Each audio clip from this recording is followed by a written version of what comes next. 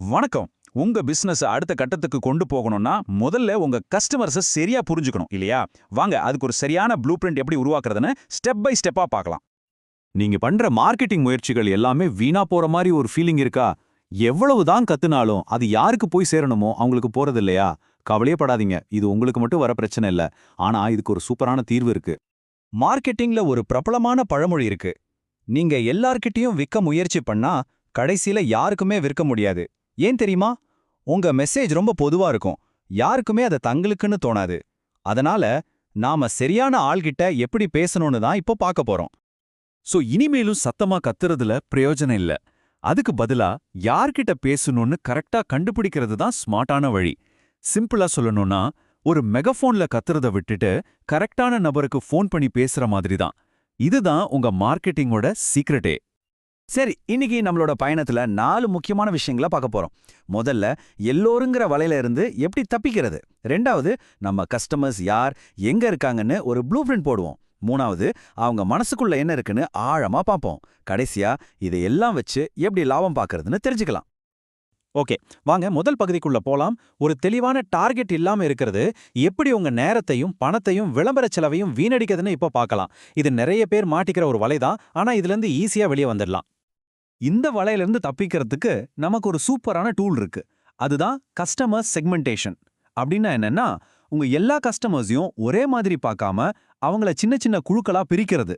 அதாவது ஒரே மாதிரி வயசு, ஆர்வம், பழக்க வழக்கம் இருக்கிறவங்கள ஒரு குரூப்பா பிரிக்கிறது. இதுதான் நம்மளோட டார்கெட்டிங்க்கு முதல் படி. சரி, இப்போ அடுத்த பகுதிக்கு போலாம். இங்க தான் நம்ம கஸ்டமர் ப்ளூ பிரிண்டோட அஸ்திவாரத்தையே போட போறோம். ஒரு ஆர்கிடெக்ட் மாதிரி நம்ம வேலையை ஆரம்பிக்கலாமா? முதல்ல டெமோகிராஃபிக்ஸ், அதாவது அவங்க யாருங்கிற அடிப்படை உண்மைகள். அவங்களோட வயசு என்ன, அவங்க ஆணா பெண்ணா, எவ்வளோ சம்பாதிக்கிறாங்க, என்ன படிச்சிருக்காங்க, என்ன வேலை பார்க்குறாங்க, இந்த மாதிரி விஷயங்கள். இதெல்லாம் உங்க வெப்சைட் அனலிட்டிக்ஸ்ல இருந்தோ இல்ல சின்னதா ஒரு சர்வே நடத்தியோ ஈஸியா தெரிஞ்சுக்கலாம். இது நமக்கு ஒரு நல்ல ஸ்டார்டிங் பாயிண்ட்டை கொடுக்கும்.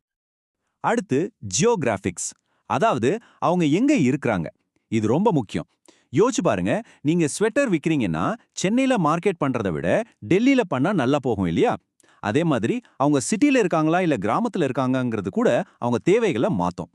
இது எல்லாம் தெரிஞ்சுக்கிட்டா உங்க விளம்பரத்தை கரெக்டான இடத்துல காட்டலாம்.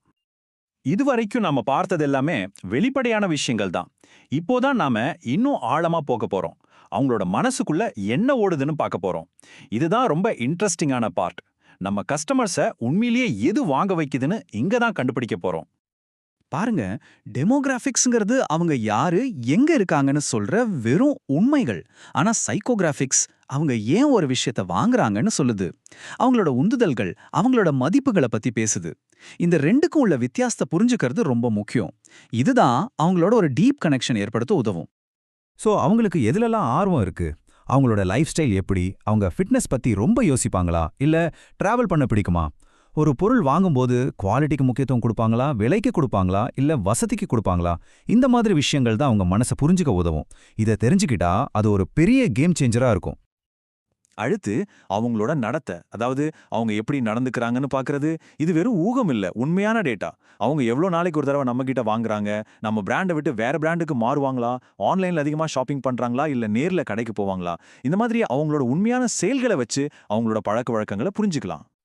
இப்ப பாத்தீங்களா, இந்த 4 விஷயத்தையும் அவங்க யார், எங்க இருக்காங்க, ஏன் வாங்குறாங்க, எப்படி நடந்துக்கிறாங்கன்னு இப்படி எல்லாத்தையும் ஒன்னா சேர்க்கும்போது நமக்கு ஒரு முழுமையான 360 டிகிரி வியூ கிடைக்குது. இப்போ அவங்க யாருங்கிறது மட்டும் இல்ல, அவங்க ஏன் வாங்குறாங்கன்னு உங்களுக்கு தெரியும். இது உங்க மார்க்கெட்டிங்குக்கு கிடைச்ச ஒரு சூப்பர் பவர் மாதிரி தான். ஓகே, இப்போ நாம கடைசி ஆனா ரொம்ப முக்கியமான பகுதிக்கு வந்திருக்கோம். இவ்ளோ டேட்டாவெல்லாம் சேர்க்கறாச்சு, ஒரு சூப்பரான ப்ளூ பிரிண்ட்டும் ரெடி.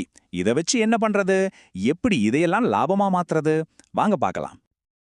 எப்பவுமே ஒரு பிசினஸ்க்கும் கஸ்டமருக்கும் இருக்கிற கனெக்ஷன் எப்ப வலுவாகும்னா, நாம அவங்களோட ஒரு உண்மையான பிரச்சனையை தீர்க்கும் போதுதான். நீங்க டார்கெட் பண்ற இந்த கஸ்டமர்ஸ் என்ன பிரச்சனைகளை ஃபேஸ் பண்றாங்க, உங்க ப்ராடக்ட் இல்ல சர்வீஸ் அவங்களோட எந்த தேவையை கரெக்டா பூர்த்தி செய்யுது. இந்த 2 கேள்விக்கு பதில் தெரிஞ்சா போதும், நீங்க பாடி ஜெயிச்சிட்டீங்கன்னு அர்த்தம். நம்ம கிட்ட இருக்கிற இந்த ப்ளூ பிரிண்ட் முக்கியமான 3 பிசினஸ் கேள்விகளுக்கு பதில் சொல்லும். 1, உங்க ப்ராடக்ட் இந்த குரூப்புக்கு செட் ஆகுமா? 2, அவங்க எவ்வளவு சீக்கிரம் இதை வாங்க ஆரம்பிப்பாங்க? 3, லாங் டேர்ம்ல அவங்களால நம்ம கம்பெனிக்கு எவ்வளவு மதிப்பு கிடைக்கும், அதாவது லைஃப் டைம் வேல்யூ. இதுக்கு பதில் தெரிஞ்சா உங்க ஸ்ட்ராட்டஜி கரெக்டா இருக்கான்னு செக் பண்ணிடலாம். இந்த டேபிள பாருங்க, இது முடிவெடுக்கிறது எவ்வளவு ஈஸியாக்குதுன்னு. இப்போ செக்மெண்ட் ஏல வெறும் 50,000 பேர் தான் இருக்கலாம், ஆனா அவங்க கிட்ட இருந்து கிடைக்கிற வருமானம் ரொம்ப அதிகம். அதனால அவங்களுக்கு முன்னுரிமை அதிகமா கொடுக்கறோம். அதே சமயம் செக்மெண்ட் பில 2 லட்சம் பேர் இருந்தாலும் அவங்க கிட்ட இருந்து வர்ற வருமானம் கம்மி. அதனால அவங்களுக்கு கம்மியான முன்னுரிமை. இதுதான் டேட்டாவை வச்சு முடிவெடுக்கிறது.